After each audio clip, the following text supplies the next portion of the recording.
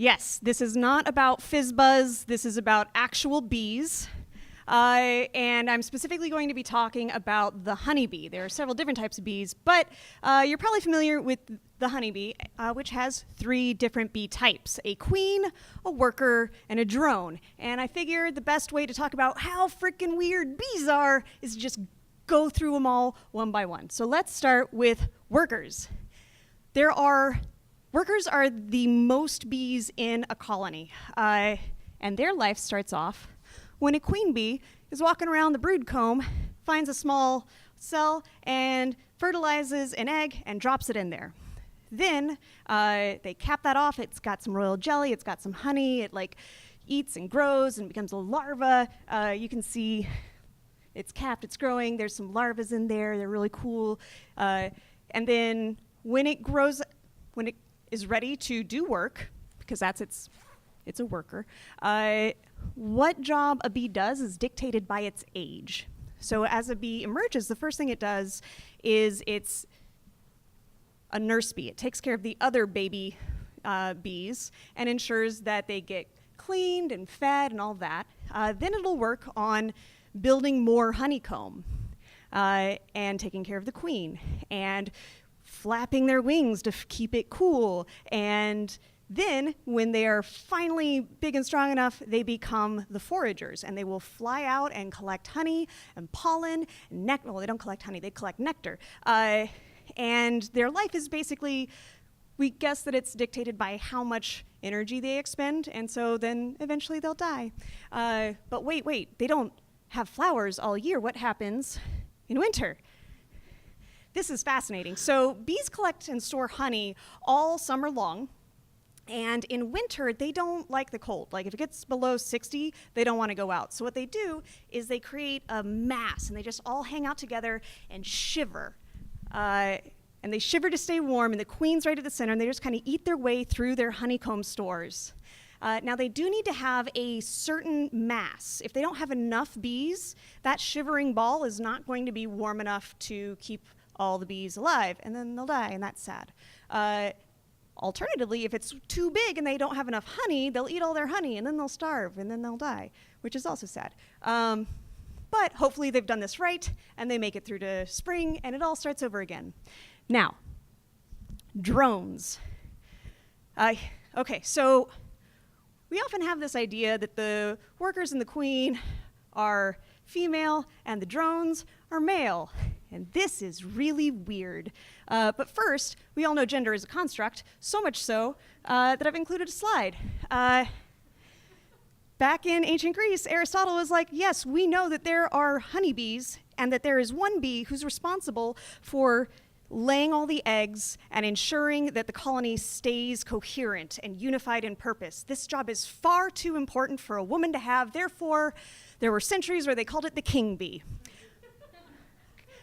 But that's not the extent of how frickin' weird this gets, because how does a drone's life start? So a queen bee's walking around the hive. She finds a cell that's slightly bigger than a worker cell. She drops an egg in. Wait, isn't she supposed to fertilize that? No. She does not fertilize an egg. She just drops it in, and it turns into a drone anyway. Now, this is called haplodiploidy.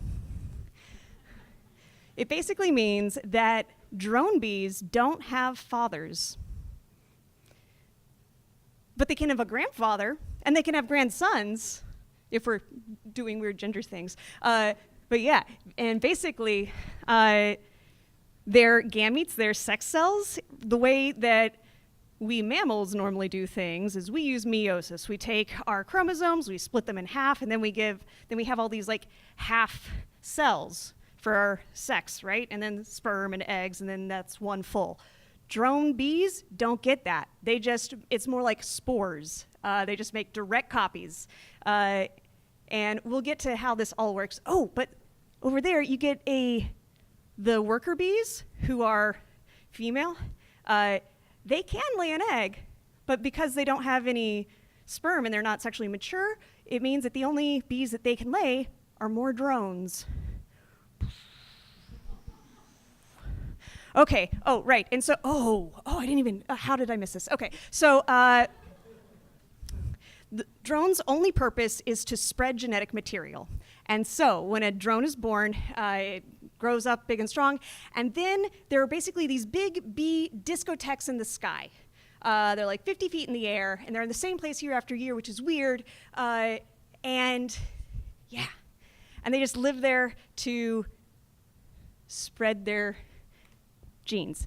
In winter, because they haven't helped with food or anything, they just kind of get kicked out and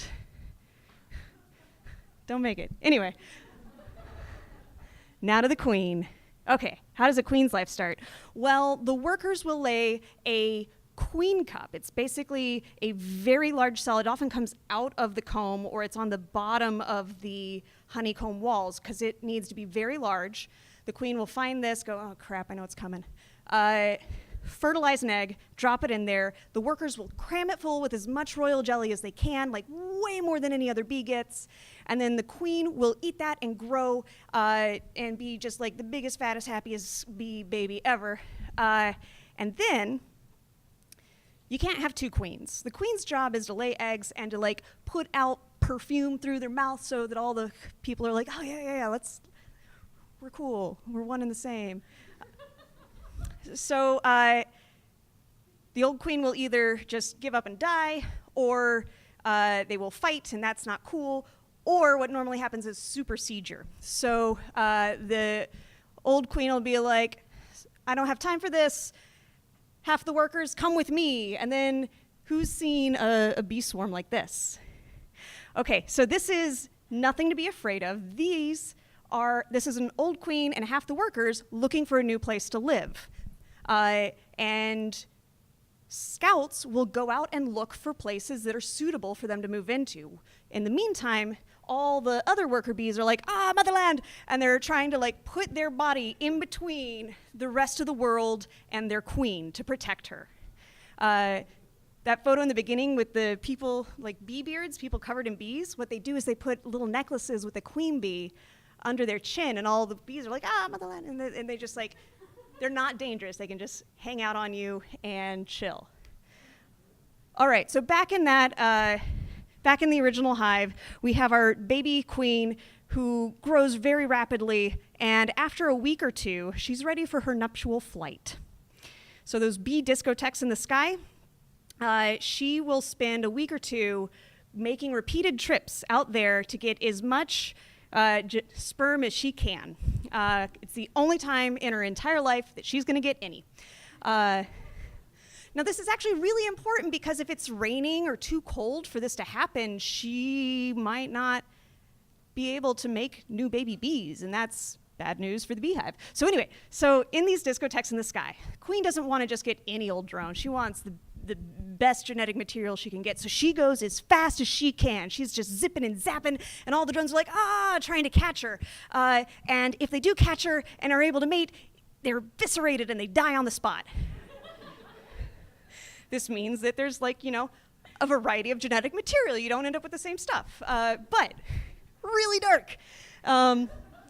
So the queen, after she's done this, is ready to start laying eggs. And so she will walk around that honeycomb day in and day out. The worker bees will feed her, and she will decide what egg, or whether to fertilize or not fertilize an egg based on the cell that she's seeing. So if it's a small cell, she'll fertilize it and lay a worker. If it's a large cell, she won't fertilize it and lay a drone. If it's a queen cup, she'll fertilize it and start thinking about life choices. Which actually means that the worker bees are in charge of all these decisions. And so it's kind of like cyclically. It's weird. Anyway, okay. Colony collapse disorder. We've all heard of this. Let's talk about bad stuff that happens to bees. I'm not going to talk about cell phones because they're not killing bees. Transport stress, GMOs, inbreeding because bees aren't native to North America, climate change, definitely real climate change, but we all know this. So let's talk about nutrition. The way we do farming nowadays, we will often have acres and acres and acres of the same plant. And we will often bring in apiaries, bee houses, so that all of these plants get pollinated. But that basically means that the bee is eating nothing but apricot blossoms day in and day out. And even if the only thing you're eating day in and day out is kale chips, you're still going to be malnutrition-y. varroa mites. So you might be able to see, it kind of looks like, I don't know, like a mole or something, but it's actually a mite. And so if it were the size of a human, or rather if the bee were the size of a human, it'd be like having a small crab cat latched onto your back, sucking your vital juices. Varroa mites are very infesty, and healthy bees are often able to catch them and clean them and like make sure they don't become a problem.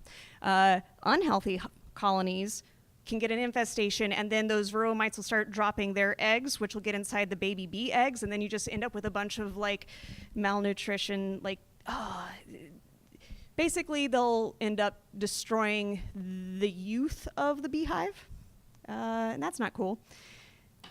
Insecticides are also bad. Neonicotinoids particular are insidious because they can continue to be bad for insects generation after generation for a plant. So when you're buying new plants, please make sure that it says something like not treated with neonicotinoids, or if you see something that says treated with nicotinoids, like set it on fire. All right, so there have always been diseases like the flu or chickenpox for bees or whatever, and if you are malnutritious, low-key poisoned, subject to vampire crab kittens, like you're just more likely to get sick. And so colony collapse disorder is probably due to a confluence of all this bad stuff happening. But let's end on a happy note. Okay, you don't have to be an agricultural apiarist. You can be a hobbyist who takes care of bees. If you are into this, the Portland Urban Beekeepers are really eager for you to be as into it as they are. They have classes, they have resources, they can tell you where to get bees, how to take care of them, the different types of homes they can have. Remember when I said that bees aren't native to North America? They really like Mediterranean climates, like warm summers. They grow really well in California. Half of the bees that live in Portland will die off every winter because it's just so darn cold, which is why Bridgetown bees are trying to do a bee breeding program. And they're finding colonies that are really good at surviving, and they're trying to like get those queens to reproduce, and you can actually you can trick queens into laying lots of queens that you can then like hand to your friends and be like, hey, you should use this queen. Anyway, and also we can help make more forage for bees. Even if you don't want to have bees in your backyard in the middle of Portland, which you can do, talk to the urban beekeepers, here are some plants that bees really like. You can grab a photo of that or memorize it and then just grow some. And then bees will be like, yay, I love you. The end.